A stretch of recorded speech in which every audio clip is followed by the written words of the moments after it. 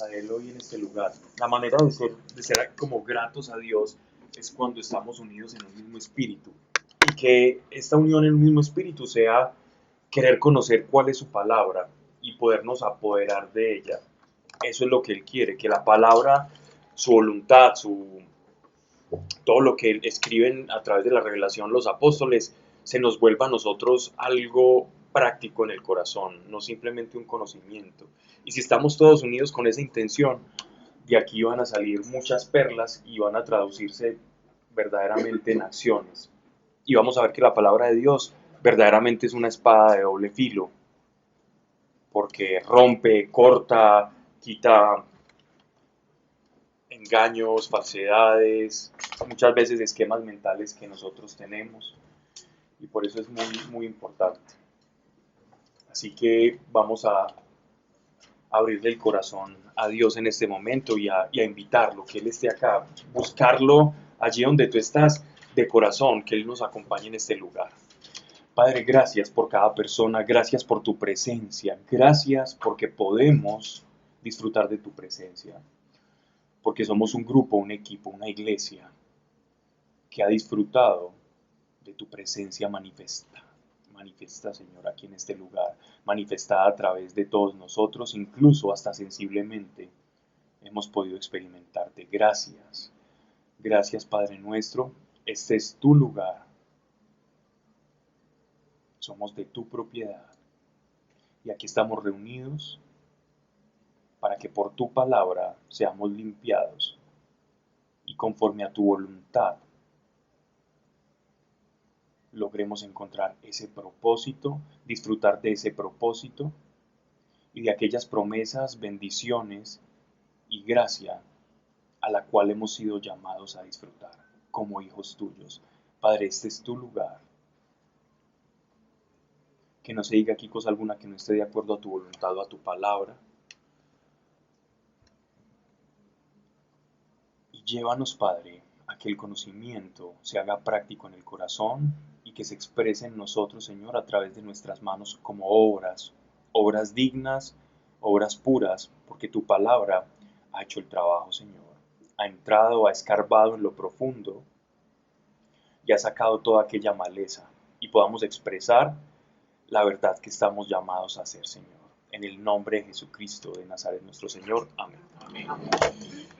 Bien, íbamos, estamos escudriñando la carta del apóstol Pablo a los Efesios. Ya estábamos en la fase final, estamos en el cuarto capítulo. Esta es una carta supremamente valiosa. Hablábamos la primera charla que si nosotros unimos la carta del apóstol Pablo de los romanos a los romanos y la unimos junto con Efesios, tenemos toda la teología del cristianismo en Romanos y tenemos todo el sentimiento, todo el sentido de identidad de quiénes somos nosotros como creyentes. Porque esta carta no es nada más y nada menos que la hoja de ruta de quiénes somos nosotros. Esto es una radiografía espiritual de cómo es un creyente, qué somos para el mundo, qué somos para Dios y cómo cuando nos miremos al espejo podamos vernos y decirnos. No mirarnos como nos vemos con nuestros ojos naturales, porque la revelación nos dice que nosotros somos otra cosa.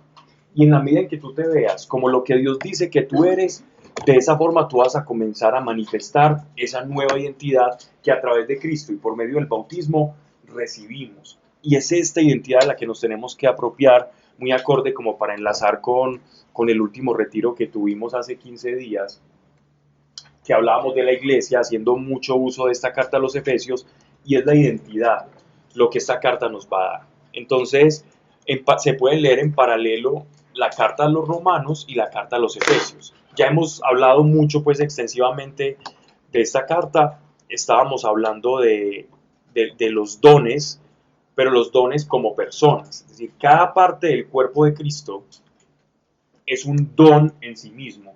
¿Qué es un don? Un don es un regalo, un don es algo que se entrega con una finalidad. La finalidad de los dones ministeriales, que son de los que hablábamos la charla pasada, es el de edificar y el de hacer crecer el cuerpo de Cristo. Entonces, cumplen la función de defensas, como hablando del cuerpo, podrían ser las mismas defensas del cuerpo humano, en este caso los apóstoles cuidando de que no entraran doctrinas engañosas para cuidar el cuerpo de Cristo. También cumplen la función de administración, de hacer que fluya, entonces pueden ser glóbulos blancos, glóbulos rojos, siempre están operando a favor del cuerpo humano. De la misma manera, los dones ministeriales sirven para cuidar, para nutrir, para fortalecer y para ayudar a todo el cuerpo. Un ministro o alguien que esté dentro del ministerio como un don es un auxiliador del cuerpo, es alguien que sirve para la función del cuerpo y para su mantenimiento, utilizando y haciendo un paralelo, una analogía con lo que es el cuerpo humano, con lo que es la iglesia y nosotros como parte de la iglesia. Todos dentro de la iglesia tenemos una función y una operatividad dentro del mismo. Entonces voy a repetir desde el capítulo 4, verso 7 hasta el verso 16, porque creo que ahí habíamos terminado, ¿cierto? El 14. Pero para que entremos en contexto y que no nos quede entrecortado. Versículo 7. A cada uno de nosotros ha sido dada la gracia en la medida del don de Cristo. Entonces, esta gracia de la que está llamando el apóstol Pablo es que el que es apóstol o el que ostenta un ministerio no recibe el ministerio, o ninguno de nosotros recibimos ministerio o propósito o funcionalidad dentro del cuerpo de Cristo porque lo merezcamos, por un merecimiento, porque no lo ganemos. Es que yo soy muy inteligente y estudié teología allá en la Gregoriana, en Roma, o yo estudié en tal universidad, hice tantos y tantos posgrados, o por mi coeficiente intelectual, o porque yo soy una persona que ayuna y ora todos los días. De esa manera no se consigue un don ministerial. El esfuerzo y la voluntad humana, bien sabemos que es buena, que vale la pena y que a Dios le gusta que seamos voluntariosos y que hagamos cosas buenas. Pero esas obras que son humanas no compran o no facilitan o nada tienen que ver con tu llamado, con el llamado que Dios nos hace a cada uno de nosotros, individual como parte del cuerpo de Cristo. Porque dice, a cada uno de nosotros nos ha sido dada la gracia, es decir, el favor inmerecido, en la medida del don de Cristo. ¿Qué quiere decir en la medida del don de Cristo? ¿Qué es una medida? Dios proporciona dentro de lo que es el cuerpo de Cristo, porque el cuerpo de Cristo no es ilimitado. El cuerpo de Cristo tiene un número de personas. El número de creyentes sobre la iglesia no es un número que se extiende como los decimales de pi. El número de creyentes, el número de la iglesia no va hasta el infinito. El número de la iglesia ya está. Dios ya sabe cuántos son su iglesia. Los que han de nacer, los que ya no están con nosotros y los que están entre nosotros. Dios ya los conoce y es un número determinado. Por lo tanto, ese don ministerial se reparte en la medida de la cantidad del cuerpo de Cristo y a cada quien se le reparte una medida por gracia. Es decir, cada uno tiene un equipamiento espiritual por medio del Espíritu Santo para poder ejercer las funciones conforme al don al cual fue llamado. ¿Sí me estoy haciendo entender? Sí. Ok. Pablo, pero yo tengo una pregunta. ¿Tienes una pregunta? Dime. Hay gente que no es elegida. Eso no está en la gran comisión. Pues hay unos que están llamados a la gran comisión y otros. Para el ministerio, no todos. No todos son llamados al ministerio. Imagínate, donde todos estuvieran llamados al ministerio, entonces, ¿dónde compro unos zapatos? Voy a donde el odontólogo y resulta que dice, no, yo no ejerzo la odontología, todos nos fuimos al ministerio. No hay. Deben de haber zapateros, deben de haber artesanos, orfebres, ingenieros, todo. ¿Cierto? Estamos hablando aquí... Hasta orfebre. Hasta febrero.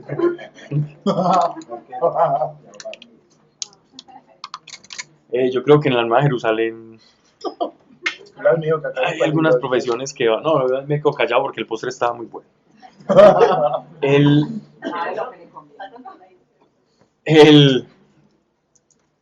El llamado ministerial no es para todos. Porque en el cuerpo humano, imagínate donde todos fueran glóbulos blancos. donde todas las células del cuerpo humano fueran glóbulos blancos, no existiría el cuerpo humano, ¿cierto? Hay pies, hay manos, hay ojos, cada quien depende en la medida de su función. Y cada órgano tiene unas instrucciones, ¿cierto? Que desde el núcleo de las células envía una instrucción y se van reproduciendo conforme a la forma y a la funcionalidad, ¿cierto? Eso es lo que llamaban los griegos la teleología, la funcionalidad o el propósito de cada cosa.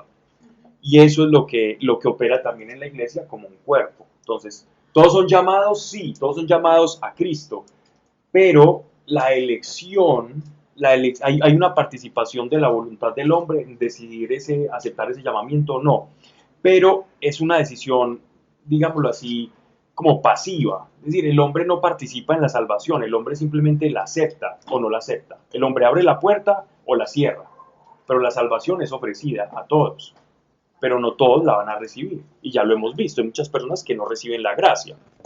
En nuestro Señor se encontró con personas que directamente rechazaron la gracia, y a eso es lo que llamaban el pecado imperdonable en el Evangelio de Mateo. ¿Cuál es el pecado imperdonable? Es atribuirle las obras que son inherentes al Espíritu Santo, la salvación misma que se te presenta, con prodigios, con milagros, con señales, con bondad, con eficacia de que Dios está aquí, y fuera de que yo estoy viendo eso, atribuyo al demonio o a Satanás aquellas obras que son la gracia de Dios, Dios entregándose a sí mismo, literalmente hablando. Eso es el pecado contra el Espíritu Santo. Pecado contra el Espíritu Santo no es la blasfemia ordinaria, no es decir, cuando yo blasfemo, digo cosas en una rabieta o un chiste. Eso es de muy mal gusto, pero el pecado contra el Espíritu Santo es cuando yo directamente estoy rechazando la gracia que se me presenta casi que humillada y con señales. A cada uno de nosotros ha sido dada la gracia en la medida del don de Cristo. Es decir, el apóstol Pablo está hablando sobre los dones ministeriales, por lo cual dice, está hablando refiriéndose a un salmo, subiendo a las alturas, llevó cautiva a la cautividad, es decir, subiendo a las alturas nos liberó, llevó la palabra cautividad, es decir, el encierro, la cárcel, que significa el pecado para el hombre, la imposibilidad de acceder a Dios, esa cautividad en la que estaba el ser humano, Dios la llevó cautiva. Es decir, Dios encerró lo que nos hacía, lo que nos encerraba. Eso es una forma, es una hiperbolización, una frase muy, muy clásica en los semitas, en los judíos, es llevar a un extremo una expresión para hacer resaltar una verdad. Llevó cautiva la cautividad, repartió dones a los hombres. Entonces aquí lo interesante es ver cómo unir esas dos frases. El llevar cautiva la cautividad, el liberarnos, que tiene que ver con el repartir dones a los hombres, cómo el apóstol Pablo vincula una cosa a la otra. Y esto es interesante y es hasta un poco misterioso, pero es como si Cristo se empoderara de la victoria sobre este mundo y al entronizarse en el cielo como resucitado, entonces él tiene todo el derecho de repartir dones a los hombres, de ejercer una nueva creación, de ser el iniciador, el comienzo, el alfa de una nueva creación. Así como en Adán empezó una creación, en Cristo comienza otra creación. Entonces, Adán recibió dones de parte de Dios y nosotros, como con nuestra naturaleza caída, recibimos también de parte de Dios dones, ¿cierto? Aquí se están refiriendo a dones, tanto carismas como dones ministeriales. Eso de subir, ¿qué significa? Sino que primero bajó a las partes inferiores de la tierra, y eso ya lo habíamos explicado para no detenernos allí. Entonces hablaban de la concepción judaica, de cómo era la cosmología de ellos, lo que había en la tierra, y la exposición de estas criaturas y estos demonios que fueron arrojados al fondo de la tierra, de estos ángeles caídos. Versículo 10. El mismo que bajó es el que subió sobre todos los cielos para llenarlo todo. Es decir, la gloria de Cristo, el triunfo de Cristo fue pregonado. Norte, sur, este, oriente y occidente. Abajo y arriba. Todos los puntos cardinales. Todas las dimensiones y todas las esferas, tanto angelicales como por debajo en la tierra, a todas se les fue manifestado el triunfo de Dios. Todas las huestes espirituales se dieron cuenta de que Él es el Señor. Quienes estamos ciegos a eso, bueno, su iglesia no, nosotros como su iglesia no estamos ciegos a que el Señor es el Rey de Reyes y el Señor de Señores. Pero el mundo sí está ciego. El ser humano, a diferencia de las criaturas netamente espirituales que no tienen cuerpo, están ciegos a quién es Jesucristo. Y es por eso que nosotros tenemos la libertad de elegirlo o no. Los demonios saben quién es Jesucristo. No saben cómo van a ser derrotados, pero ellos lo conocen cara a cara y saben quién es Él. Cada demonio lo conoce y le teme, porque saben de su derrota. Recuerden cuando nuestro Señor estaba predicando y se encuentra el endemoniado Gadareno, que era un hombre que andaba por tumbas y que no lo podían tener porque la fuerza era impresionante por todos los demonios que lo tenían poseso. Y este hombre tiene un encuentro con nuestro Señor y los demonios le dicen: ¿por qué, hijo de Dios, por qué nos vas a atormentar ahora? Si todavía no es nuestro tiempo. Ellos ya saben, primero, quién era Él, y sus apóstoles apenas estaban reconociendo quién era Él, ya llevaban un par de años caminando con Él, y todavía no sabían quién tenía al frente, pero los demonios que ven en la esfera espiritual sabían quién era el Señor. Y es más, le dicen: todavía no ha llegado nuestra hora, sabiendo que tienen una hora, que su tiempo está determinado, ellos lo saben. Y entonces le pide que por favor, siquiera los deje entrar a una piara de cerdos. Y los cerdos, que no pueden contener la conciencia, una conciencia de un ser pensante, de un ser intelectivo, entran en un estado caótico, se enloquecen y se tiran por un precipicio. Y después las personas que vieron a nuestro Señor ahí sienten mucho temor y no permiten que que nuestro Señor pise esa tierra, porque les dio miedo. Porque cuando Jesús andaba, cosas espirituales pasaban. Y mucha gente viendo eso se atemorizó y no quisieron que nuestro Señor predicara en ese lugar por temor a las manifestaciones sobrenaturales. Porque eso es lo que pasa cuando Dios llega a un lugar. Hay manifestaciones del Espíritu. Y si tú quieres o eres de la iglesia y ves una manifestación sobrenatural y le tienes miedo, entonces no busques a Dios, porque Dios es sobrenatural. Confórmate con vivir una tradición de vida, hacer un devocional, vivir la fe y los 10 mandamientos, pero el Dios que tenemos es Dios sobrenatural. Y que igualmente, así como el endemoniado Gadareno, allá no quisieron recibir a nuestro Señor, porque cuando pasaba los demonios salían.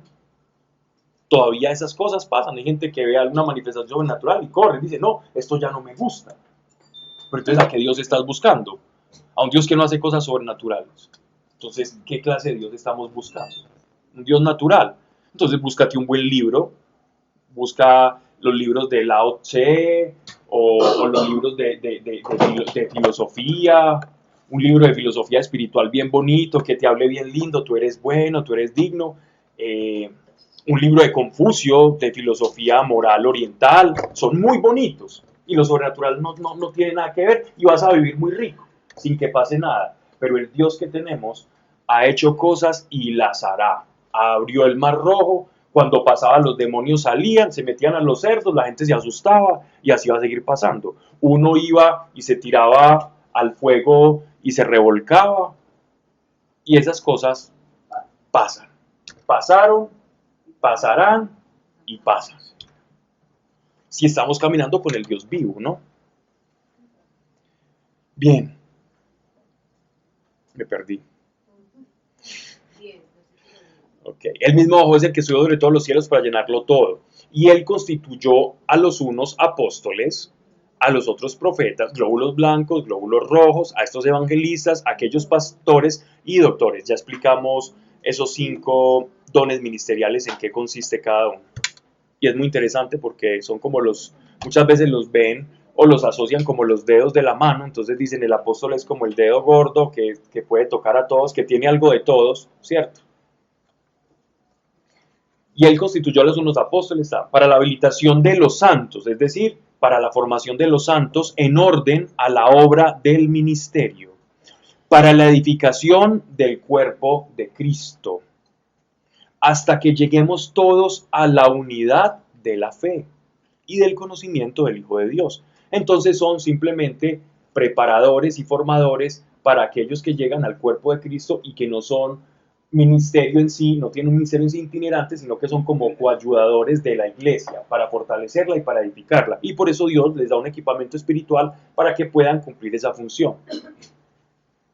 Eso es como, como si vas a un hospital y llega una persona, llega el dueño del hospital y les consigue una cantidad de equipos biomédicos y les dice a las doctores y las enfermeras, vean, les tengo esto, les tengo esto, les tengo esto. Todos los pacientes que lleguen, ustedes van a tener el mejor equipo, van a tener esto, van a tener las mejores sondas, las mejores drogas. Es exactamente lo mismo. Dios equipa una cantidad de personas para que aquellos que lleguen reciban esa formación, sean edificados y reciban, digámoslo así, como en orden a la estatura de Cristo, la formación que cada uno necesita. Esos son los dones ministeriales. Estoy redundando mucho en eso porque es importante que comprendamos que todos somos un cuerpo y cumplimos una función.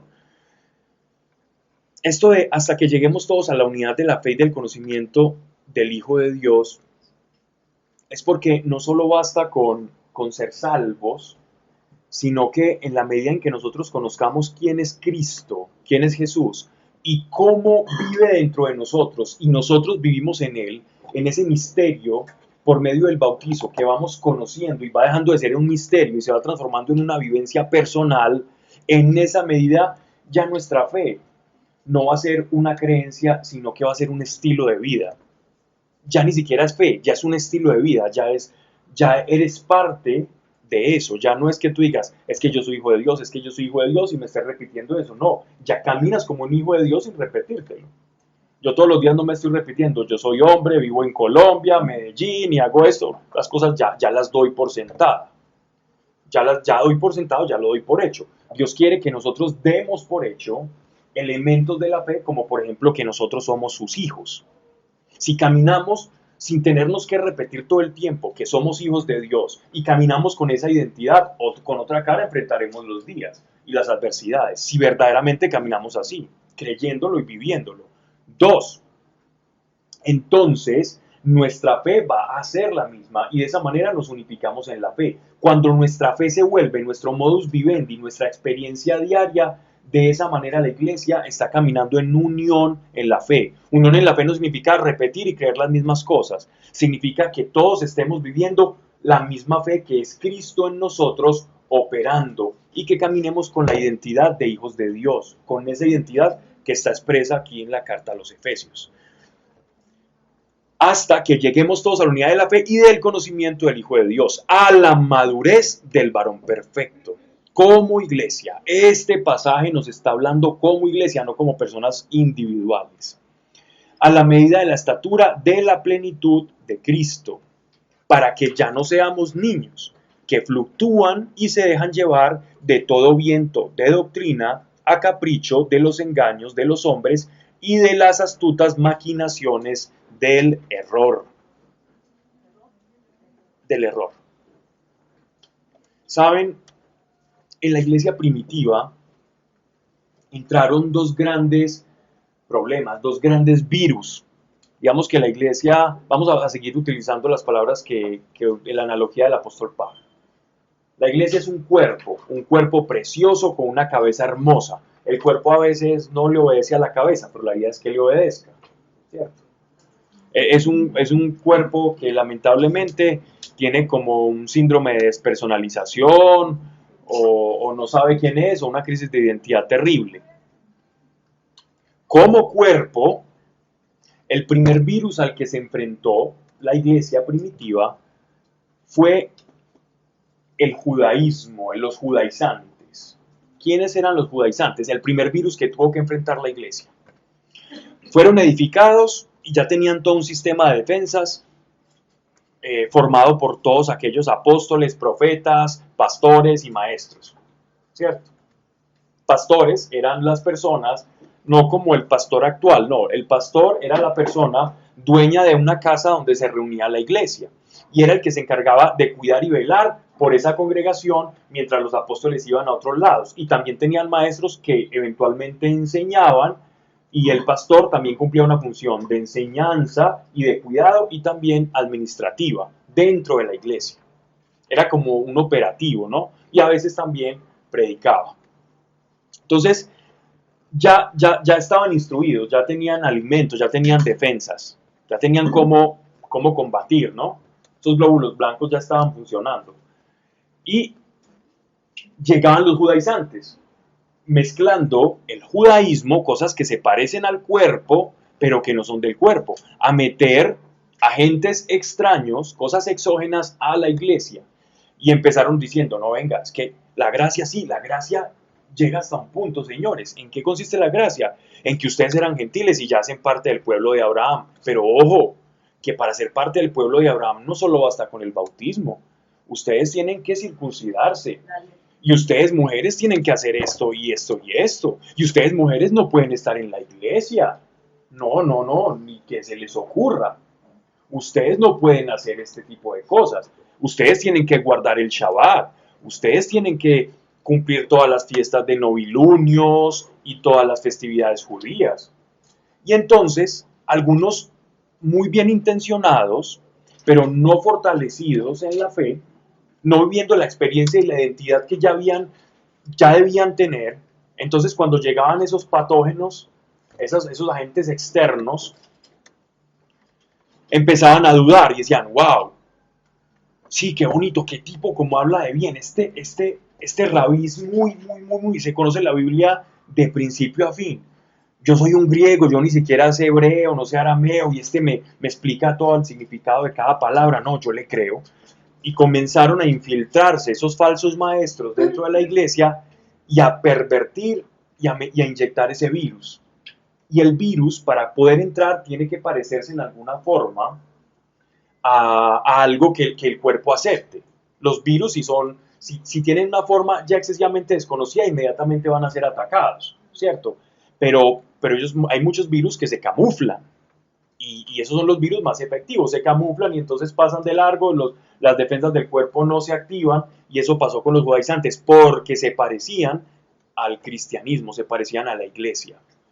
Y ellos fueron la primera causa que hizo a los apóstoles estallar en ojo, venga, vamos a preparar un antídoto. Y muchas de las cartas de los apóstoles, por ejemplo, si vemos la carta del apóstol Pablo a la iglesia en Galacia, es decir, la carta que conocemos como Gálatas, en esa carta es un antídoto, una explicación, una revelación que el apóstol Pablo tenía como glóbulo blanco del cuerpo para exponer que esos judaizantes estaban pervirtiendo a la iglesia. Entonces los da la cura. Y aún a pesar de eso, la iglesia todavía sigue cayendo en ese error.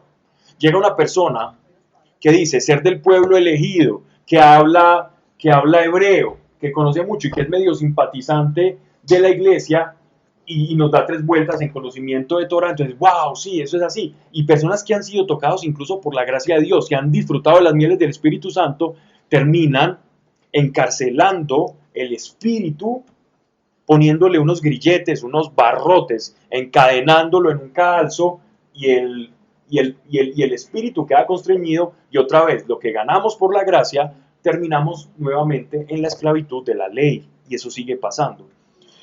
La iglesia primitiva logró resistir a ese virus, gracias a los apóstoles y a todos estos maestros. ¿Ese movimiento judaizante se considera herejía dentro de la iglesia? Sí, claro, total. El apóstol Pablo le llama la sinagoga de Satanás, porque es todo aquel que se opone a la obra de la iglesia. Entonces, miren que después el segundo gran virus que tuvo que combatir la iglesia primitiva como cuerpo fue un movimiento que se llamó gnosticismo. Gnosis significa conocimiento o ciencia en griego. Y ese gran movimiento también olía a iglesia, se parecía a la iglesia, utilizaba elementos de la iglesia, pero con agentes extraños. Era virus, no era iglesia. Mezclaba filosofía hermética, doctrinas paganas, filosofías de corte egipcio. Y entonces decía, lo de Cristo nos suena muy bien, ¿por qué no incorporarlo? Incorporémoslo. De ahí nace lo que nosotros conocemos en el siglo III como el Evangelio de Tomás. El Evangelio de Tomás, el Evangelio de Judas y una cantidad de libros que se conocen como apócrifos, que después salen en National Geographic, en History Channel, en Internet. Y entonces la gente repite y dice, wow, es que mire, Magdalena no era lo que nosotros pensábamos. No, fueron libros escritos por gnósticos que se apoderaron de cosas o que nacieron o escucharon en una iglesia donde había un predicador, fusionaron esto con todas esas doctrinas y en medio de ese eclecticismo, en ese popurrí de ideologías espirituales, formaron una cosa nueva que se llamó el gnosticismo. Y de ahí nacen muchos de los evangelios apócrifos que algunas personas, sobre todo cuando estás discutiendo con alguien que no tenga mucho conocimiento en esos temas, dice, no, es que la iglesia ha encubierto esto, ha encubierto lo otro, y es pura mentira, es alguien que no se ha dado cuenta que fueron evangelios escritos, no por la persona que dicen ser, que los escribió, pseudoepígrafos, sino por personas 300 años después que les dio por inventar eso y fusionarlo con la gnosis. Hay otro que se llama el Piti Sofía, entre muchos más textos de eso. El prólogo del Evangelio de Juan es en respuesta a eso. El prólogo del Evangelio de Juan fue no el principio de la carta de Juan, sino lo último que se escribió y es como respuesta a la gnosis. Y la carta de Juan también es una respuesta a la gnosis. La carta de Judas también es una respuesta al gnosticismo. Y la carta del apóstol Pablo a los Gálatas es una respuesta a los judaizantes. Era los maestros y los cuidadores de la iglesia, los ministros, operando y diciendo, miren, cuidado, esto es muy delicado, no se metan con esto, no se dejen entrar estas teorías engañosas, porque estas teorías tienen que parecerse un poquito, porque si no se parecen del todo, nosotros inmediatamente las rechazamos. Entonces tienen que usar elementos que no sean amigables y en los cuales nosotros podamos confiar. Usted es judío, venga hermano, ustedes somos hermanos de sangre. Y después empieza la evangelización del judío, ¿cierto? Entonces hay que tener mucho cuidado, hay que amarlos, respetarlos, orar por ellos, pero teniendo clara nuestra identidad.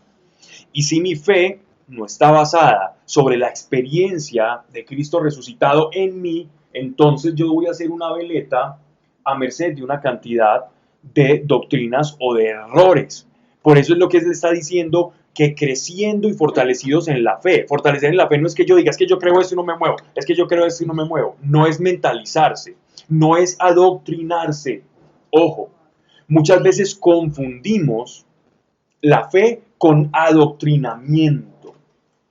Nosotros no somos unas personas que recitamos una cosa y de ahí no nos salimos. Eso es adoctrinamiento. Nosotros experimentamos al Dios vivo, la iglesia debe experimentarlo al Dios vivo y producto de esa experiencia de que Cristo es real y opera en nosotros, nace la fe a la que se está refiriendo aquí la palabra de Dios. No es producto de adoctrinamiento, de repetir algo e introyectarlo.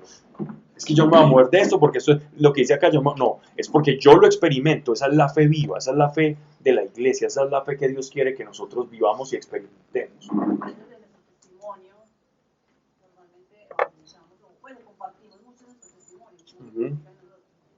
Claro, porque el testimonio es lo que hizo Dios en nosotros, no lo que nosotros hicimos, donde el protagonista es Él.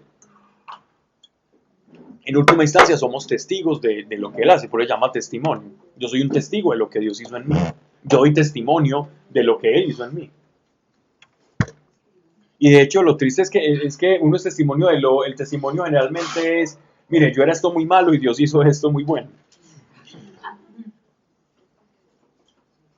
Para que ya no seamos niños. El niño no sabe quién es, el niño no tiene identidad.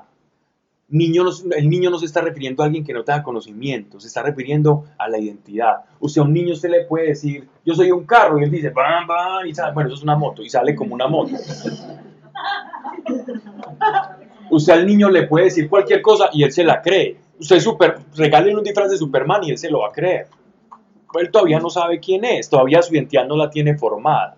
Entonces por eso dice, para que ya no seamos niños conforme a la identidad, que fluctúan y se dejan llevar de todo viento de doctrina a capricho de los engaños de los hombres y de las astutas maquinaciones del error. Tienen que ser astutas porque obviamente tienen que parecerse, oler y verse como iglesia, como palabra de Dios para que sean disfrazados. Ese es el éxito del New Age o del movimiento ecléctico que es la nueva era. La nueva era te habla de cosas buenas. La Biblia y Jesús habla de cosas buenas. Entonces, alguien que está inmerso en la cultura del New Age te va a ver predicando y va a decir, oh, qué bonito, amigo, todos somos light workers, somos trabajadores de la luz y muy buenos, simplemente pensamos diferente, pero todos estamos como en la misma sintonía. El que se ríe es porque la tiene. Hola, tú. No, tranquila que yo entro ahí.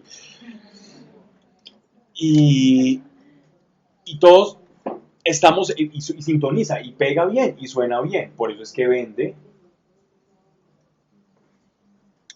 Sino que al contrario, esto ya es el que no es niño, al contrario, en contraposición, sino al contrario, viviendo según la verdad. Es que si hay una verdad, lo que no esté dentro de la verdad es mentira. No hay cosa que haga más daño que una verdad aderezada con mentiras. Entran muy duro. Esa es la estrategia del demonio. Venderme verdades a medias, que en realidad ya sería una mentira. Pero pone una serie, te hace una imagen con 8 verdades y te suelta 2 mentiras. Y con esas 2 mentiras ya sabe que nos tiene ahorcados. Porque la verdad no puede tener una mentira. Entonces, sino que al contrario, viviendo según la verdad y en caridad, lo cual significa que siempre el que esté caminando en la verdad va a procurar el amor. Y no es que amemos inmediatamente lleguemos a Cristo, pero poco a poco vamos a amar. ¿Y cómo empieza uno a darse cuenta que está amando? Generalmente, cuando una forma en la que vemos que el amor está empezando a salir de nosotros por la gracia del Señor, la primera barrera o el primer obstáculo a vencer para manifestar ese amor de Cristo es el no juicio. Es lo mismo, el prejuicio, el juzgar antes de, ¿sí? Es el juicio.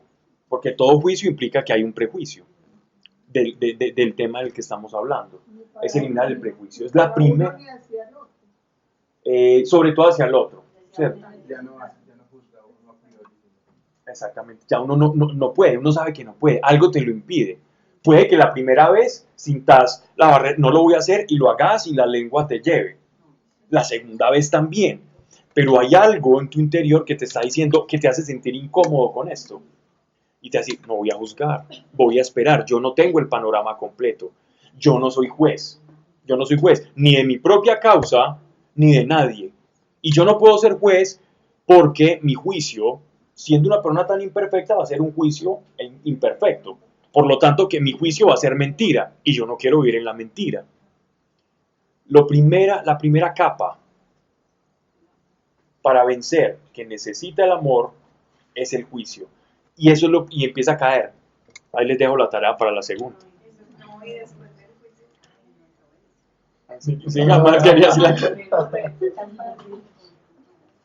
Después del juicio viene la misericordia.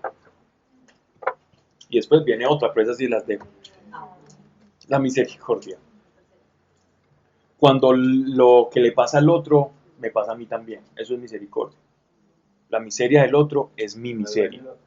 Me duele el otro. Eso empieza a pasar. Y después otra cosa. Bien, sino que al contrario, viviendo según la verdad y en caridad, crezcamos en todos sentidos hacia aquel que es la cabeza.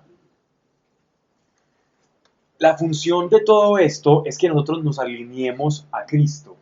Cristo es nuestro prototipo, es nuestra fractal perfecta, es el prototipo que Dios quiere formar en cada uno de nosotros. Y cuando nos unimos a Él por medio de la fe y por el Espíritu Santo, lo que ocurre o lo que está tratando de explicar el apóstol es que hay un proceso de transformación en todo el creyente para que se vaya conformando a la imagen de aquel que es la cabeza, aquel que es el prototipo, aquel que es la cabeza de la nueva creación. Entonces nosotros, como cargamos con una antigua naturaleza, con un código caído que nos dice, mire, pague mal por mal, a Dios rogando y con el mazo dando, mire, el otro es su enemigo, mire, saque ventaja del prójimo, usted es malo, usted se lo van a comer los gusanos, uno se muere y nada se lleva, todo ese tipo de cosas. Eso es lo que estamos acostumbrados y eso es lo que dictan nuestros sentidos, lo que dicta el mundo, lo que dicta la civilización actual. Pero el código que nos inserta nuestro Señor, la manera en que nos ordena como iglesia es completamente diferente. Ustedes son elegidos, ustedes son santos, ustedes son pueblo de sacerdotes, profetas y reyes, ustedes son mi creación, ustedes han sido perdonados, ustedes han sido redimidos. Yo tengo planes para ustedes de grandeza y de riqueza y no de pobreza. Mi voluntad es buena, agradable y perfecta. Y eso es lo que nos dice Dios que somos nosotros. Y en esa medida el trabajo del Espíritu Santo, que es glorificar a Cristo, la cabeza, entonces lo que hace Él es, esa imagen de Cristo la va acomodando a esa imagen distorsionada que nosotros tenemos, que el apóstol llama a esa imagen distorsionada el viejo hombre. El viejo hombre es esa imagen distorsionada que nosotros tenemos. Es viejo porque ya no nos pertenece. El nuevo hombre es el que nace a partir del Evangelio y el viejo es todo ese código antiguo que nos lleva a actuar como nosotros no queremos. ¿Y por qué no queremos? Porque estamos recibiendo una nueva codificación, unos nuevos elementos espirituales que llegan a nuestra vida como parte del cuerpo místico de Cristo, del que somos su iglesia, y ese código empieza a entrar en contradicción con el antiguo código del viejo hombre. Y esa contradicción, cuando existe esa contradicción entre el viejo hombre y el nuevo hombre, ¿saben cómo se le llama eso? Se le llama conciencia. Nosotros generamos conciencia en el momento en que existe una contradicción entre el viejo hombre y el nuevo hombre. Cuando el nuevo hombre nace en nosotros y se encuentra con las tentaciones, con las manifestaciones, con las inclinaciones de la naturaleza caída del viejo hombre, se produce en nosotros un fenómeno que lo produce el Espíritu Santo, que llama conciencia de juicio, de justicia y de pecado. Y esa conciencia de juicio, justicia y de pecado no es nada más y nada menos que nuestro nuevo hombre está empezando a obrar en nosotros. ¿Quién no tiene esa conciencia de juicio, justicia y pecado? Aquel que no hace parte del cuerpo y entonces simplemente hace cosas malas y se arrepiente por las consecuencias y no por la conciencia. ¿Sí me hago entender con eso? Aquel que no ha nacido de nuevo se arrepiente por las cosas. Si yo hago esto malo, no, esta persona se me va a enojar, qué pesar, y voy a vivir maluco, o no me conviene. También puede tener eso sin necesidad de ser. Sí, porque somos hechos a imagen y semejanza de Dios. Entonces todavía en el viejo hombre todavía hay una imagen pero distorsionada de Dios, que cada vez se distorsiona más y se va alejando más de Él. Sí puede existir, claro, porque somos hechos a imagen y semejanza de Él. Pero con el nuevo hombre, con el nuevo nacimiento, esa conciencia se clarifica y se intensifica. Pero ¿qué dice el apóstol Pablo? En la medida que nos alejamos de Dios, esa conciencia se va apaciguando, la del antiguo hombre, porque está destinada a que se distorsione cada vez más. ¿Sí me estoy haciendo entender o no? Sí. Ok. Es decir, el viejo hombre estaba caído, pero no éramos demonios arrastrándome por la calle, matándonos los unos a los otros, aunque un poquito. Pero no así, pero no al extremo, ¿cierto? Habían actos de misericordia, habían personas buscando la verdad, hay gente honesta, pero esa conciencia no te alcanza, sino que se va distorsionando y se va distorsionando. Y llega alguien que te venda algo bueno, y por ejemplo, una persona muy bien portada, muy bien manejada, idealista, con ideales altruistas, y de pronto que ayuda al prójimo, que sirve en fundaciones, etcétera, etcétera, un filántropo. Y de pronto llega alguien y le dice, no, muy bueno, sí, hay que luchar también por las mujeres para que tengan el derecho sobre su propio cuerpo, y sí, somos muy buenos, vamos a suministrar abortivos y todo eso para que la mujer se libere y se emancipe, y lo que es una inclinación buena de ayudar, está permeada por una maldad muy grande que es matar, ¿cierto?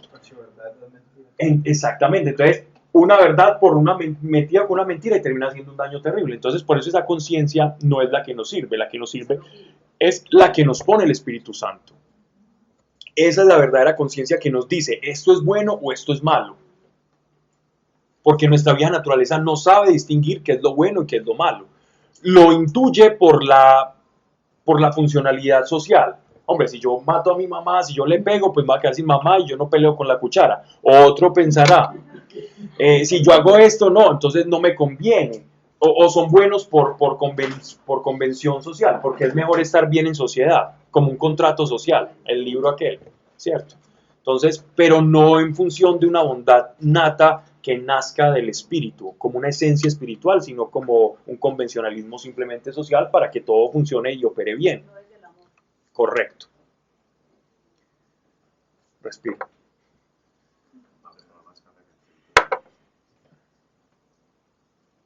Sino que al contrario, viviendo según la verdad y en caridad, crezcamos en todos sentidos hacia aquel que es la cabeza, Cristo.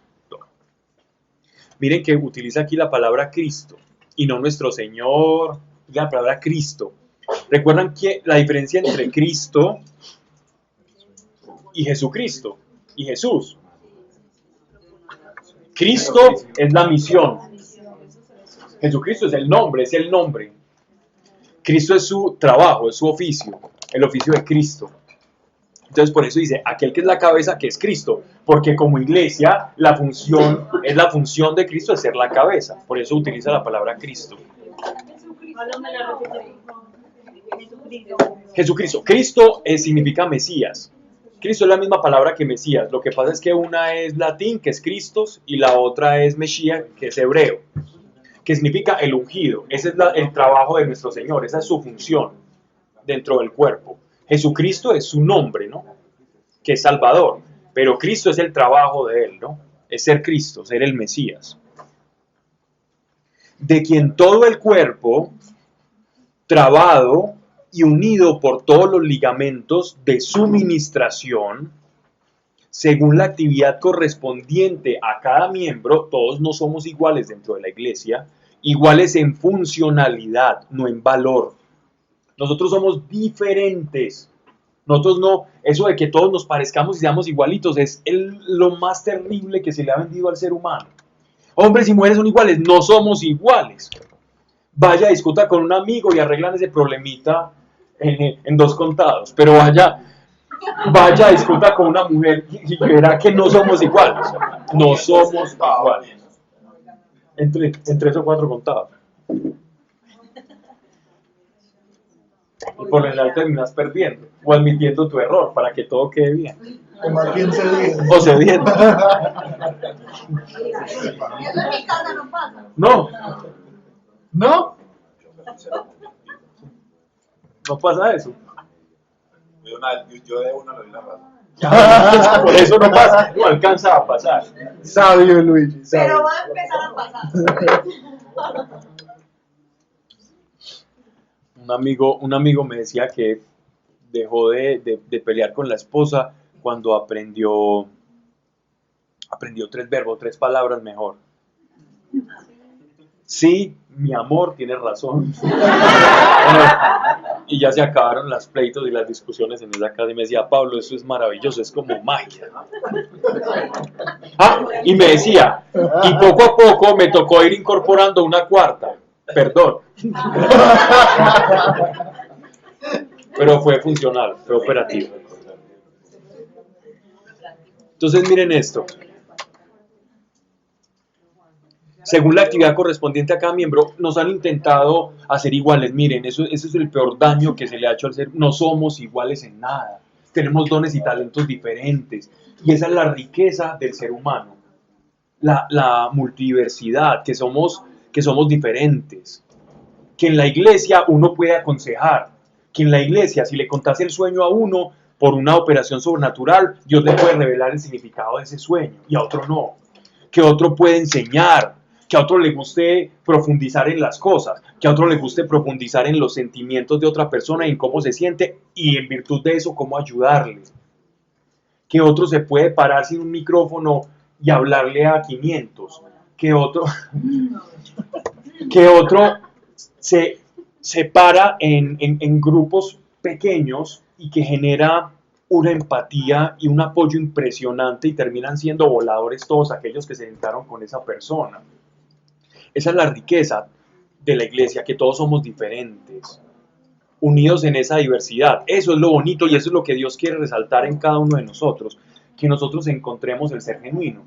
Yo hablaba hace algún tiempo, y yo creo que no está de más repetirlo, lo que nosotros vamos a hacer en el cielo, el conocimiento no nos va a importar. En el cielo vamos a conocerlo todo.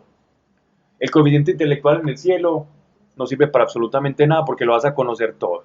Pablo, pero no pues que vamos a tener como las habilidades diferentes para desempeñar cosas diferentes allá voy. Voy a que lo que eres tú realmente en el cielo es lo que te va a hacer valioso. Allá vamos a ser nosotros mismos. Vamos a ser seres genuinos. Y eso es lo que cada uno de nosotros en el reino espiritual nos vamos a reconocer. Tú vas a saber quién es cada uno porque cada uno tiene una impronta única y especial. Y eso es lo que ama Dios de cada uno de nosotros. El amor de Dios es lo único que cada uno de nosotros somos. Por eso Dios nos ama a todos infinitamente, porque somos completamente diferentes los unos de los otros. Aunque unidos como humanidad, lo que en el cielo nos va a hacer valiosos es nuestro ser genuino.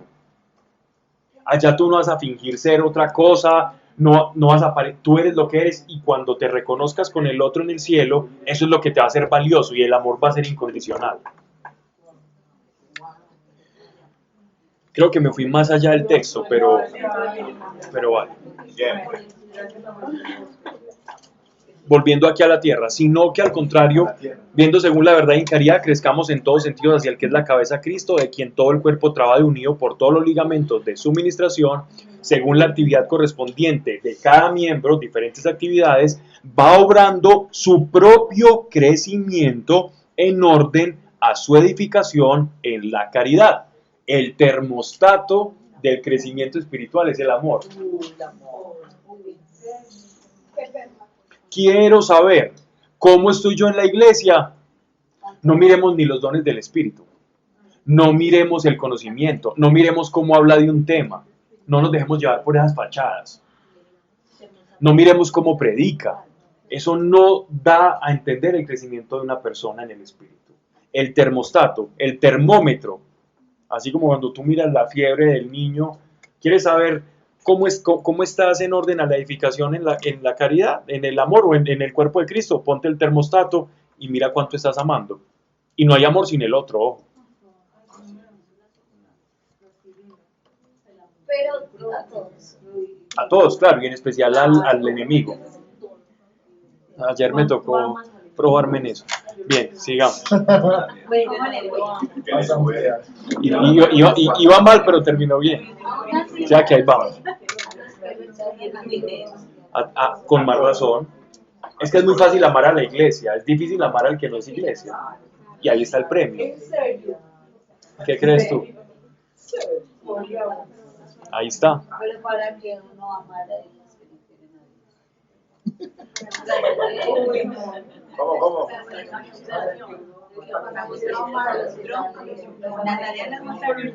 que amar a los que no aman a Dios, para llamarlos a Dios, ¿no? Correcto. ¿Quién es tu prójimo? ¿Quién es el prójimo? Todos. El prójimo es todo. Él no dice, ama a la iglesia como amas al Señor. Él dice, ama al prójimo como a ti mismo. Y a Dios sobre todas las cosas, con todo tu corazón y con toda tu mente. Y al prójimo es todo. También. Nada de lenguajes incluyentes aquí. Bien. Palabras en femenino y palabras en masculinos. Pablo, viendo que el hombre no se logrará llegar al punto de amar a todos. ¿Qué crees tú? Es una gracia. En especial a la que tienes al frente. Por gracia. Vaya, ahora se limita. Mira, Pero eso es por gracia. es por gracia, pero yo puedo ser un obstáculo para la gracia. De hecho, el obstáculo para la gracia soy yo. Uno mismo. Claro, Tu libertad, el uso de tu libertad es el obstáculo de la gracia. La gracia se nos es derramada y se nos es dada todo el tiempo. Todos los días llueve sobre nosotros la gracia. De nosotros depende recibirla y que fluya o cerrarla. Pero, como digan en el retiro, como uno tiene un corazón perverso y engañoso, por eso es que se aleja. ¿Sí o qué? La vieja naturaleza jala. Bien, si se puede, sí. ¿Es fácil? No. Pero produce resultados satisfactorios, sí, siempre. Cuando tú amas, sientes que liberas, porque la verdad nos hace libre. Y el amor y lo que tú eres en tu nueva naturaleza es eso, es amar al prójimo.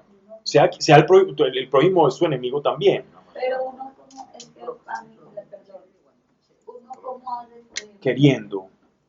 pero como hace. Para lo que me vas a preguntar, queriendo. No, Uno habla con actos. usted llega y dice, una Uno persona, habla con actos. Sí, claro. Con todo. por ejemplo, algo te entorpece. De hecho, el amor es actos, perdón. Una persona se vuelve como fastidiosa o pues como lo que hablábamos alguna vez que son como fuerzas espirituales que te quieren sacar la rabia. Uno cómo hace para que a uno no le dé rabia. No, una cosa es un demonio, otra cosa es el Por prójimo. eso, pero Ok. entonces, un ejemplo, Porque te hace cosas para que no sea un ejemplo, usted está Perdonando. en un taco, pues llega otro y lo rabia ahí porque sí. ¿Qué le dice? Dele un pico. No, o sea, no es que Porque hablaba palabras que sacaban los o la gente, prejuicios. hay gente que es más, pues mal, no, o sea, ¿cómo hace uno para eso? Ok. Primero, el amor, empecemos por lo primero, que es el solo hecho de insultarlo o de decirle te amo es una tontería, si no nace del corazón, como una muletilla para fingir que estás amando, no, simplemente un acto de amor sería no responderle. Entonces, es que el solo hecho de no responder es una acción. ¿Por qué es una acción? Es una acción pasiva de la voluntad. No es una acción física, pero ya hubo una acción en tu voluntad, ya hubo una decisión. Cada vez que hay una decisión, hay una acción. Yo puedo decidir hacer o no hacer. Yo puedo decidir ayudar a una persona o no ayudarla. Ahí hay un acto. Acción. Hay una decisión. La decisión es un acto. Pueden ser un acto manifiesto o un acto de la voluntad. Lo que Dios ve es el acto de la voluntad, el acto de la decisión. Ya si se manifiesta, es un acto pero perfecto. algo que te produzca, pues, entonces, que te exaspere, que te vuelva, o sea, cosas así que uno no pueda controlar, por más que yo me cae. Esta discusión me recuerda a una discusión que tuvieron los apóstoles con el Señor. Me recuerda como si hubiera estado allá.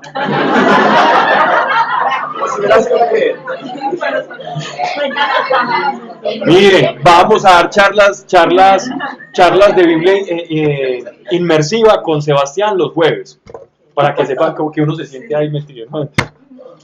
Ya iban a venir acá el jueves. Miren, esta discusión la tuvieron, le preguntaron al Señor, Señor, y entonces ¿hasta cuántas veces tenemos que perdonar? Porque se escandalizaban, venga, pero es que estos fariseos tan fastidiosos que te insultan, nos escupen, nos quieren pegar, nos sacan de encorrillo, te calumnian, sanas a una persona y te insultan y dicen que lo sacas por la obra de Belcebú, el señor de las moscas. Imagínate con quién estaban comparando a nuestro Señor, con Belcebú. Y le responde hasta 70 veces 7, señores. La misma discusión. Es decir, 70 veces 7 implica que Pero, no hay un perdón, que es un perdón que va en un crecimiento, que es progresivo, que va creciendo, que yo puedo perdonar y después embarrarla, pero entonces vuelvo y perdono, que es un acto Un constante. ejemplo, cuando Jesús llega al templo de Salomón y tumba todas las mesas, él tenía rabia porque estaban cogiendo el templo con algo que no estaban haciendo. Él, como en amor, le va a tumbar el mercadito a los.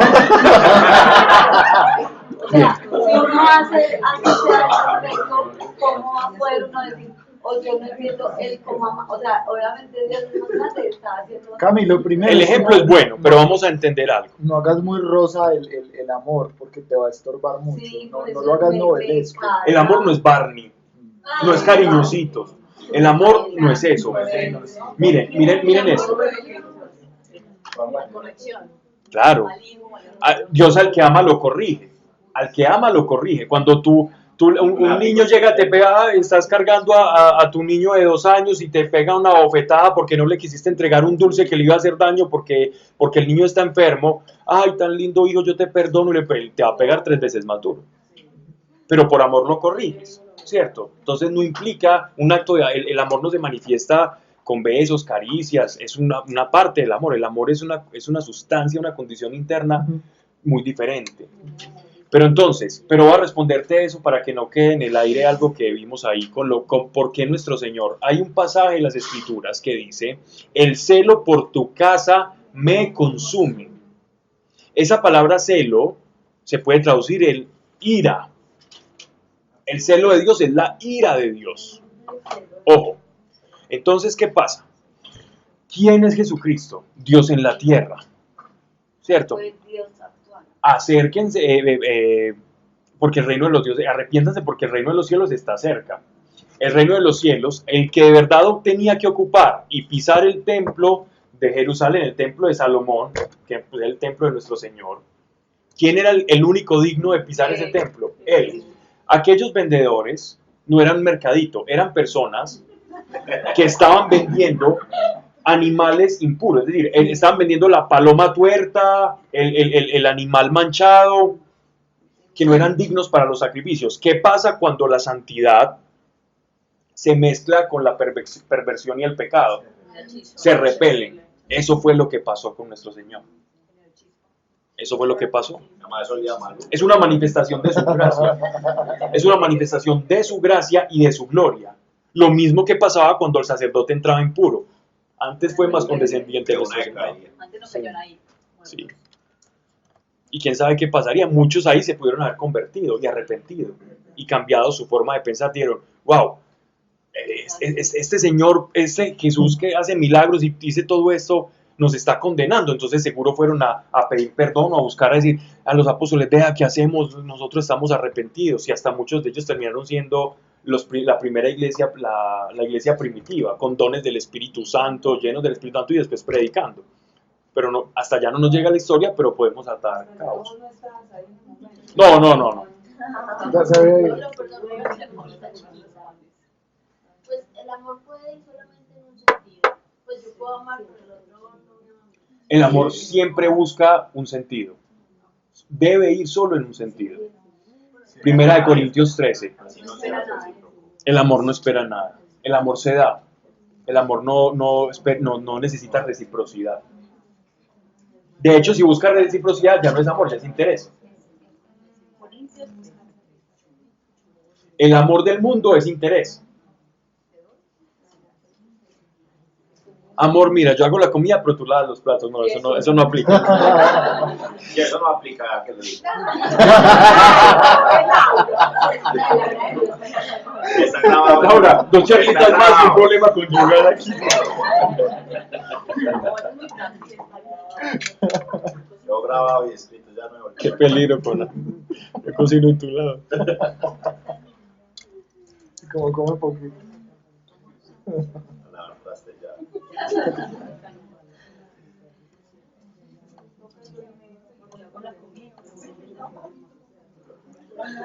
Ven todo el contenido de solo, hemos hablado de unos 5 o 6 versículos de un capítulo, y miren todo el contenido que hay. Versículo 17. Os digo pues, y os exhorto en el Señor, exhorto, ya habíamos expresado esta palabra, a que no viváis ya como viven los gentiles. Gentiles es todo aquel que está por fuera. Pablo utiliza la palabra gentil no porque su público era judío, sino para referirse a todo aquel que no era parte de la iglesia. Bueno, yo tengo una pregunta. Dime. ¿Por qué la expresión gentil se sigue utilizando para algo bueno y finalmente no es algo bueno? Ya, Porque normalmente la palabra gentil que está utilizando el apóstol Pablo, que nos llega a nosotros latinizada, viene de gentium, ¿cierto? Que significa las gentes, las gentes. Eso viene desde el latín y el derecho romano incluso, por ejemplo, tenía el jus gentium, que era el derecho de las gentes. Hay varios abogados acá y ganaron derechos romanos según veo. ¿Y recuerdan que era el confarreatum o no? Bueno, No ganaron. no, lo peor es que yo la perdí. Las gentes era por eso, porque es tomado el latín, pero la palabra hebrea para eso es goim, ¿cierto? Que significa también como gentes, pero en hebreo, como personas que no son creyentes, que no son pueblo judío, les llamaban goim. Y La Biblia tiene mala traducción porque dice pagano. Entonces, no, es mejor, de hecho es mejor. Es mejor porque no genera la confusión. No genera la confusión, precisamente, de hecho me parece mucho mejor esa traducción que tenés. La palabra la palabra correcta sería acá pagano. ¿En cuántas dice gentil?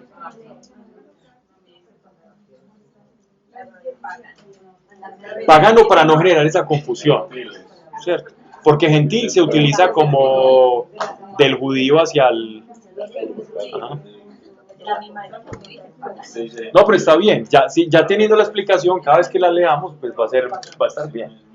No hay malas traducciones, solo hay una por ahí rondando un poquito. Pero el resto todas son muy buenas traducciones, dependiendo del uso que le vamos a dar a la Biblia que tengamos. Cada Biblia cumple su propósito y todas tienen un plus. La Dios ha hablado y tiene el plus de que la puedes leer con una facilidad en un viaje, andando por ahí, esperando un bus, en el metro, en un aeropuerto. La Reina Valera te sirve para predicar, porque es muy sonora, es muy bonita, es muy elegante en la manera en que está escrita. La Nácar Colunga es buena a veces para ver el castellano antiguo, a veces para estudiar. La de Jerusalén es muy buena para estudiar, por ejemplo, versión católica excelente. Igual son formas diferentes de hablar.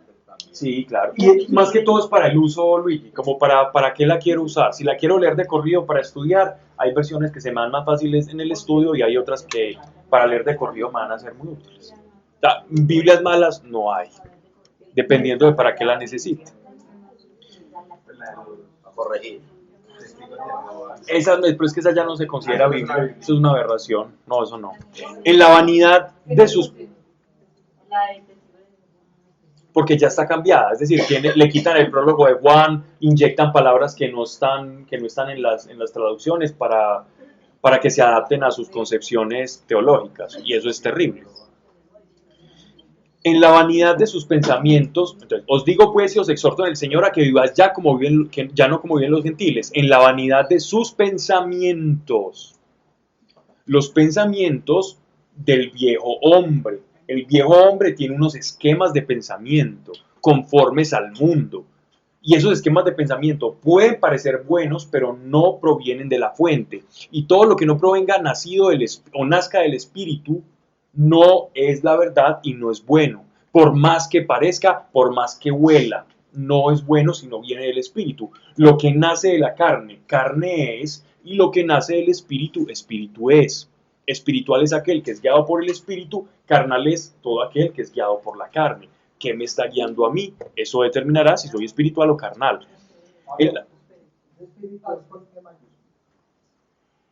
No, es que no he leído espiritual. ¿De qué estás hablando?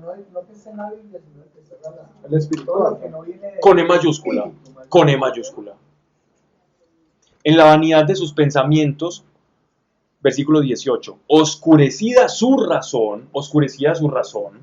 Oscurecida significa que puede haber algún grado de luminiscencia. Algo tenue ahí, pero ya está oscurecida. Entonces, lo que produce de ahí es algo medio bueno que parece bueno, pero el resto está dañado, como el ejemplo que les ponía. Con las personas que luchan por cosas y por ideales, pero en realidad están en contra de la misma vida. Ideal que la mujer decida sobre su cuerpo. Es un ideal que uno dice, bueno, eso es bueno, darle como una libertad y toda esa cosa. Ideal de la libertad, bueno. Pero ¿cuál es la consecuencia de ese ideal? Matar. Entonces es un ejemplo para ver cómo una persona que tenga ciertos ideales en realidad puede estar haciendo todo lo contrario a lo que su ideal le está mandando. No siempre las intenciones no, pues. No siempre. O las intenciones pueden ser buenas y los mecanismos de lo que está haciendo termina siendo malo. En la vanidad de sus pensamientos, oscurecida su razón, ajenos a la vida de Dios. ¿Por qué ajenos a la vida de Dios? Porque no son guiados por el Espíritu Santo. Entonces están ajenos a la vida de Dios. Por su ignorancia, o sea, ignoran este tipo de cosas espirituales y la ceguera de su corazón. Su corazón anda ciego. Entonces busca anclas en cualquier cosa. Embrutecidos, y esta palabra me gustaría verla en algunas de sus traducciones. La que yo tengo acá dice embrutecidos, dicen entorpecidos. ¿Qué dice?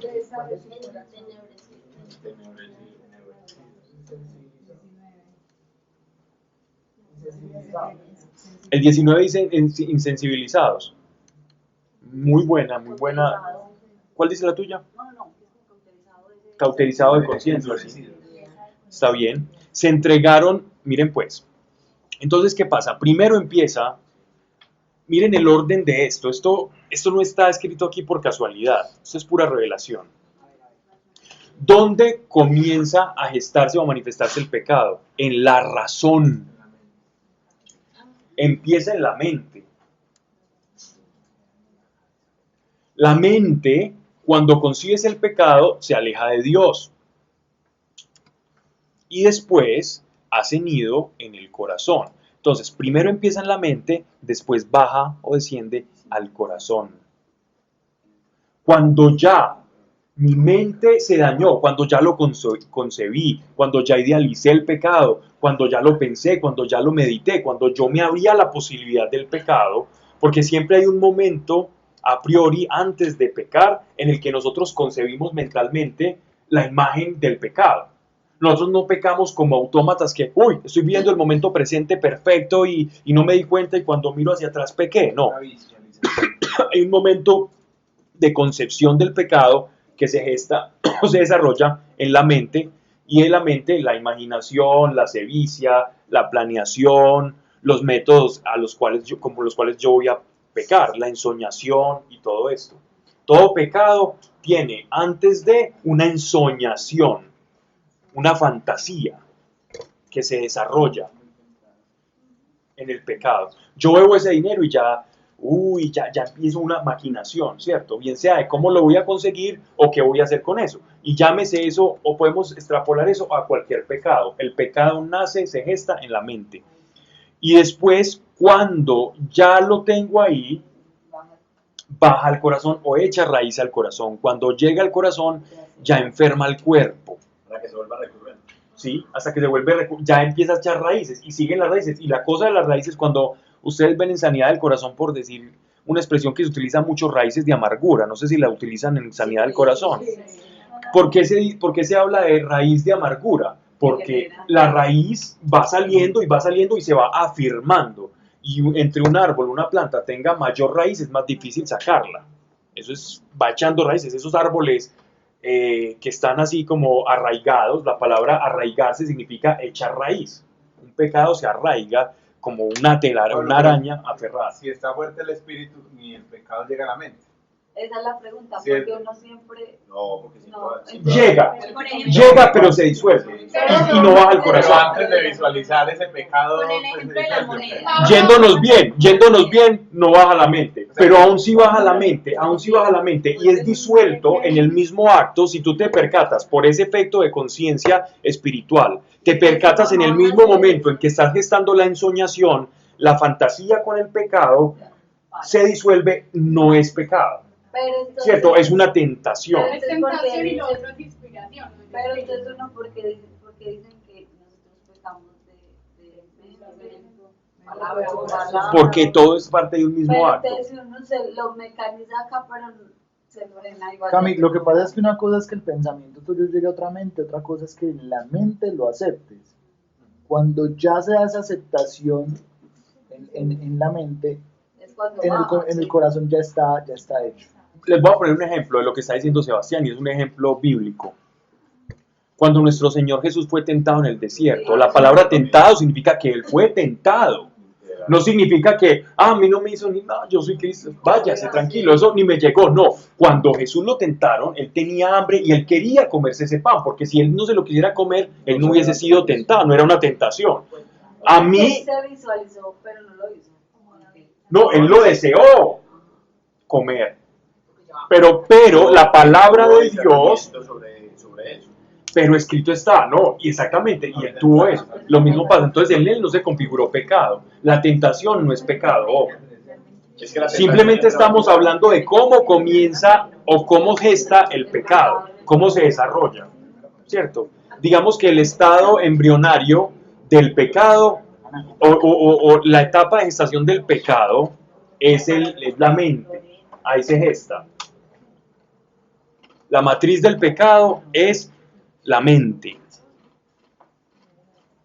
¿Cuándo da a luz el pecado? Cuando llega al corazón.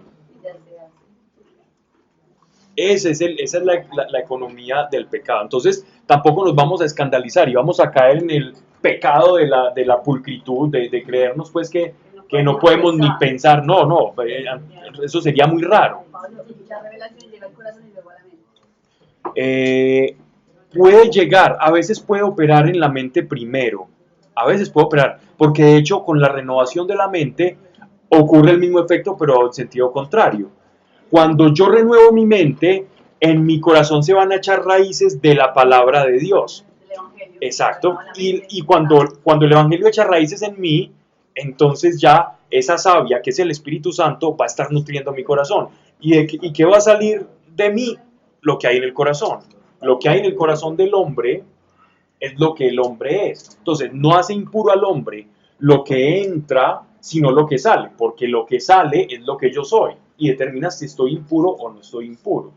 La palabra nefesh o corazón es el asiento de las emociones, el asiento del alma, en el sentido hebraico, ¿no? Miren pues, entonces, y la ceguera de su corazón. Ya hablamos cómo nace el pecado, y esto es una revelación impresionante, porque nos lleva a nosotros a comprendernos. Recuerden que la carta a los Efesios es sobre nuestra identidad, y la identidad tiene muchos componentes, que somos como hijos de Dios, y también qué cosas nos pasan a nosotros que van en contra de esa identidad. Las cosas las maquinamos, y entonces el problema, si empieza en la mente, la mejor manera de llevar la vida cristiana es conociendo mi mente, mis pensamientos, mis inclinaciones, ¿cierto? Para no permitir, con la palabra se renueva, pero para no permitir que desciendan a mi corazón. Nuestro trabajo como creyentes, nuestra asepsia espiritual, así como cuando tú te levantas y te duchas y dices, bueno, hoy es día, y eso lo haces automáticamente. Todo creyente automáticamente debe estar examinando sus pensamientos para tener su mente una asepsia espiritual, porque si sabemos que esa es la puerta de entrada al pecado, pues bueno, todos los días voy a lavarme, a purificar en la renovación de la mente. Diga. Que a mí me gusta mucho recordar el versículo que dice que crea estar firme, porque cuando uno... Eso lo viste en el retiro, ¿cierto? Pues no, desde antes. Pues desde antes. Lo venías meditando. Pero en el retiro también lo digo. Yo sí me parece haberte escuchado, sí. Porque uno dice, no, yo conozco mis debilidades, pero soy muy firme, y pues nada me va a tumbar en ese momento, y cuando menos pensamos, Porque el que cree que está firme por él y no por Cristo. Uno debe creer que está firme por Cristo, pero que Él es el fuerte y que uno es el que cae. Entonces que mi fortaleza sea Él, no yo. Porque cuando uno se empieza a sentir fuerte, uno se empieza a desprender de quién es la roca o quién es el pilar. Y uno empieza a creer pilar. Cuando uno se da cuenta, yo soy pilar y estoy tranquilo, pero no Pilar la señora aquella que no tiene... María del Pilar. Sí. En fin. Pero Pablo, yo iba a decir una cosa igual. Siempre vamos a la tendencia al pecado, y el pecado se va a instalar en el corazón, pues porque sabemos que el corazón es perverso y engañoso. Wow. Pero también está en nosotros como hijos de Dios, ¿cierto? Y en buscar pues alimentar el cuerpo de buenas cosas, pues espiritualmente hablando, Sí. para que así hayamos pecado en algún momento, no surjan raíces de ese pecado. Ese es el trabajo, Luigi. De hecho, ese es el trabajo, no dejar. Y si el pecado ha llegado, entonces no dejar que eche raíz, ¿cierto? Si yo ya dejé que una semilla la semilla de frijolito creció ahí y empezó a hacer una malecita, inmediatamente cortarla, porque si esa maleza sigue creciendo hacia abajo, olvídate. Entonces la idea es erradicarla rápido. Pero suficiente gracia tenemos nosotros para eso. Es que ese es el poder de la sangre de Cristo, no para que nos volvamos unos abusadores de la sangre, ¿cierto? O felices de, no, botemos la sangre, no, porque esa no es una actitud cristiana. Alguien que piensa así, que demuestra que no lo es y nunca lo ha sido. Porque producto de que somos salvos es la gratitud. Y la gratitud nos lleva a nunca pensar así, sino todo lo contrario, a decir, Señor, qué vergüenza otra vez, pero no decir, no, es que yo estoy relajado, eso no es una persona que ha nacido de nuevo, no puede ser esa actitud. A diferencia de una persona que sea esclava del pecado. A diferencia. Es que la gracia de Dios es tan amplia, Pablo, que, pues yo no sé, incluso hasta... Que uno puede sentir que puede abusar. De verdad. Que uno puede sentir eso. No, incluso hasta uno en los mismos sueños puede parar un pecado. Sí, claro. Lo decís por eso, sí, claro. Parar un pecado. Le dijiste que no es en el sueño, muy bien. No pasó nada en el sueño. Muy bien. No se desvista. Un sucubo en el sueño. Y uno porque puede tener sueños pecados. ¿Cómo? Porque tu mente, ¿qué es lo que pasa en los sueños? La mente inconsciente. Tu mente es pecadora, en el sueño también va a seguir pecando. O también ataques espirituales. De hecho, muchas tentaciones son o por nuestra concupiscencia, por nuestra propia naturaleza baja, o también tentaciones como la de nuestro Señor en el desierto. El demonio también te puede poner en bandeja de plata cosas, ¿cierto? Bien. ¿O no llega? Fuente la vitamina.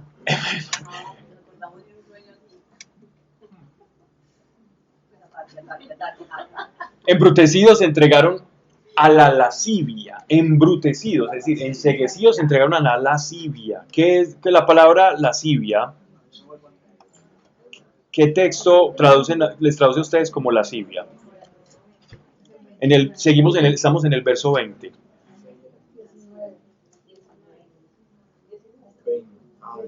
19, discúlpenme, 19. Indecencias, ¿esa traducción tuya es cuál?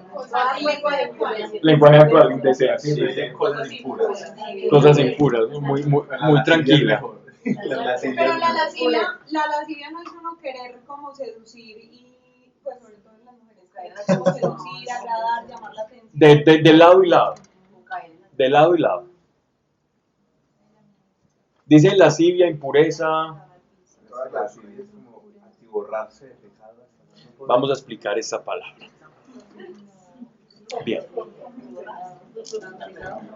Él está hablando, el apóstol Pablo empieza a hablar de un género de pecados que son pecados de la carne. Normalmente cuando uno piensa en pecados, tiene una inclinación, más bien como por el uso de la palabra pecado, a vincular que todos los pecados son de la carne. No. Todos se dan en la carne, pero hay pecados que, digámoslo así, que son, por ejemplo, la soberbia. La soberbia es un pecado que si bien nace en la carne, que está bien, es un pecado que no afecta directamente la propia carne o la naturaleza del carnal. Los pecados de lascivia o los de porneia, que es a los que se está refiriendo el apóstol Pablo, son los que afecta la carne misma. Me explico. Recuerden que esta carta viene sobre, o nos está hablando sobre la identidad de nosotros como hijos de Dios en el Espíritu, ¿cierto? En el Espíritu. Si bien, entonces, cuando tenemos el corazón entenebrecido o nuestra vieja naturaleza carga todavía con una imagen distorsionada de nuestra verdadera naturaleza. Si nosotros nos viésemos tal cual Dios nos ve ahora, actualmente, nos prestara a Él sus lentes, dijera, bueno, les presto mis lentes por 5 minutos y nos viésemos los unos a los otros tal cual como somos realmente en el Espíritu y en Cristo, nos avergonzaría pensar y hacer cosas que hacemos al escondido. Nos avergonzaríamos tanto porque decimos, yo no soy esto. ¿Yo por qué pienso esto de mi hermano? ¿O yo por qué hago esto con mi cuerpo? ¿O por qué pienso sobre el cuerpo de esta persona de determinada forma? Nos avergonzaríamos demasiado. ¿Por qué nace esa vergüenza? Porque esto no soy yo. Yo no soy esto. Y eso es lo que siente Dios al vernos como somos realmente cuando pecamos. Dice, no están siendo lo que son. Eso es como si tú eres un pintor espectacular, ¿cierto? O haces una ópera espectacular, o es en músico, cualquier obra artística, y la encuentras en un basurero. Una obra de la literatura espectacular para entretener a toda la humanidad, por lo menos por los 500 años. O un fresco de Da Vinci, una Mona Lisa, una cosa, y tirada por allá en un basurero. Y tú como artista viendo eso dices, tú no naciste para eso, tú naciste para brillar. Y está haciendo eso. Es lo mismo, guardando las proporciones de cómo Dios ve la naturaleza original y verdadera que nosotros tenemos, y más como iglesia, cuando hacemos lo que no estamos destinados a hacer. Entonces, estos pecados, o esta lista se refiere a los pecados no contra la naturaleza espiritual, sino contra nuestra naturaleza biológica. A eso se refiere con la lascivia. Cuando nuestro cuerpo, la manera en que Dios diseñó al hombre y a la mujer, está operando no como su diseño perfecto, que es el que mayor satisfacción nos va a dar. Cuando nosotros somos lo que Dios nos mandó a hacer, es cuando somos más felices. Por eso tú escuchas tantos testimonios de personas que ya viven una vida desenfrenada y que ya la conciencia está tan entenebrecida que ya no se sacian con nada. Entonces empiezan con algunas cosas, por decir, voy a poner un ejemplo y voy a ser muy, muy rudo pero muy realista. Se empieza con la pornografía y se termina ya ni siquiera con las relaciones de hombre y mujer, sino ya hasta terminan con animales y después con objetos y después ya no se pueden saciar y llegan a un colmo de desnaturalización tan grande porque están buscando llenar algo que ahí no se va a poder llenar. Y no podemos juzgar a quien lo hace, no podemos, ni tenemos el derecho de juzgar. Tenemos la obligación de entender y de comprender que están llenando el mismo vacío que nosotros sabemos con qué lo llenamos, que es con Dios. Entonces podemos extenderles una mano y saber que nosotros fuimos sacados de allí o de otra razón en algún momento. Pero llega hasta tal momento que ya ni siquiera sienten incomodidad por lo que están haciendo, pero sienten el vacío. Incomodidad es decir, saber que está malo. Esto no está malo, simplemente sienten un vacío insaciable y terminan en una degradación de la naturaleza. A eso se le conoce como la lascivia, a la degradación de la finalidad de la naturaleza humana. Uno abre una puerta y después se abre otra más grande y después otra y después otra y después otra. Hasta que eso termina siendo un círculo vicioso y después escaparse es difícil porque ya ha echado raíces. Pero bendito el Señor que suficiente poder nos da por su gracia, que si nos arrepentimos, Él nos puede sacar si estamos ciclando o viciando en este tipo de cosas. Él nos puede sacar. Si le pedimos ayuda y nos sentimos mal de verdad, Él nos puede sacar y ayudar. De verdad. Él ayuda porque Él quiere que tú seas lo que realmente eres, no que hagas cosas de lo que tú no eres. Y no es que estemos, cuando decimos eso, no es que como dicen, no, es que estoy ofendiendo a Dios. No, no es como esa ofensa como de que Él está bravo, sino que es la ofensa de aquel que está viendo lo que tú eres y cómo se desperdicia tu verdadero ser. Pablo, pero por ejemplo, pues estás diciendo que Dios ayuda al que se arrepiente y de verdad lo siente. Pero por ejemplo, muchas veces tomamos el ejemplo de la persona que mata, que se le volvió un hábito hacerlo y no va a seguir matando y no va a sentir ese... Cauterizó su conciencia ese. Exacto, pues, no, y no va a sentir como ese dolor que sintió, por ejemplo, con el primero. Él de pronto dice, yo no quiero seguirlo haciendo, pero me da igual hacerlo. Ese no se va a poder arrepentir. Pero... Salvo que tenga una gracia especial. Pero Dios sí le puede colocar a esa persona, o sea, si él dice, bueno, yo no siento nada, pues yo quiero cambiar eso. Luigi, te voy a contar un ejemplo exactamente de lo que me estás contando. Yo tengo un amigo que fue asesino. Él mató muchas personas para la mafia en la década de los 80, principios de los 90. ¿Mm?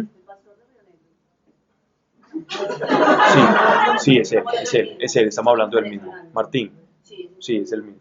Él es amigo mío. Él asesinó muchas personas y dejó de sentir.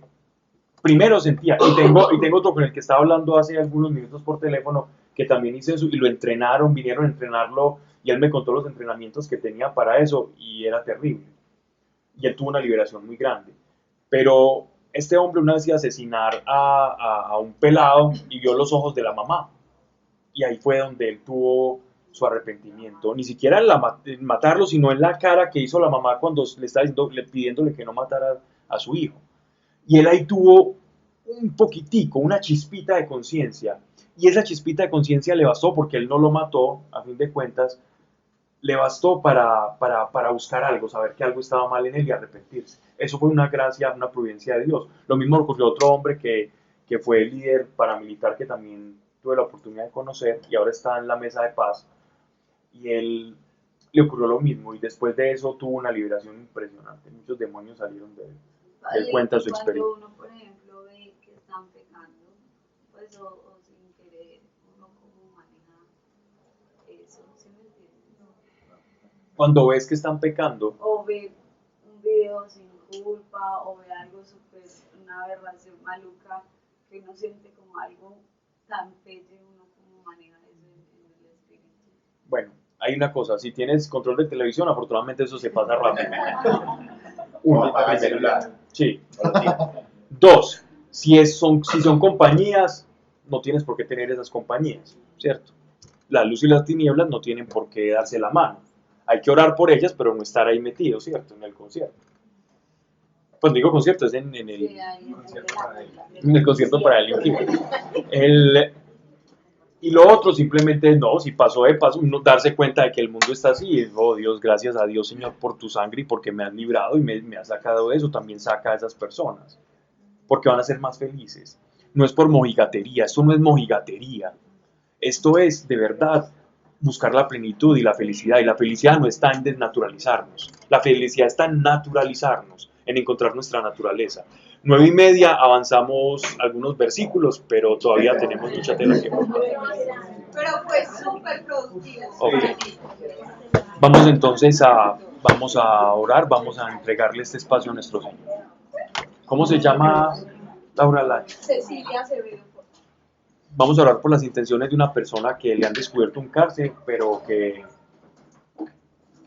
sabemos que tenemos un Dios sobrenatural y que su poder sanador está. Ahora estamos un segundito.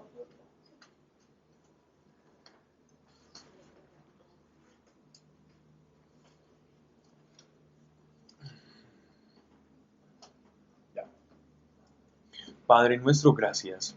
Gracias por Cecilia, por su corazón. En el nombre de Jesucristo de Nazaret, hoy unidos, Señor, como iglesia, en un mismo espíritu, en un mismo sentir, y sabemos que tu voluntad es sanar. Y desatamos esta sanidad que emana, Señor, de tu sangre y de este sacrificio perfecto.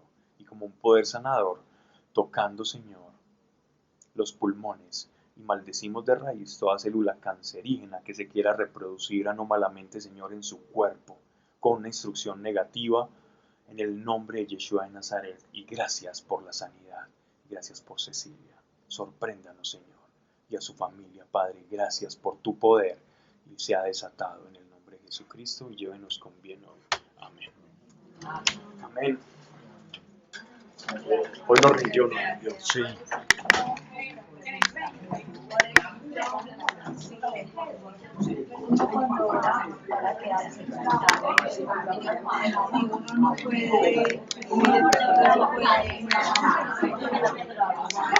O es que no parte. Cuando uno tiene que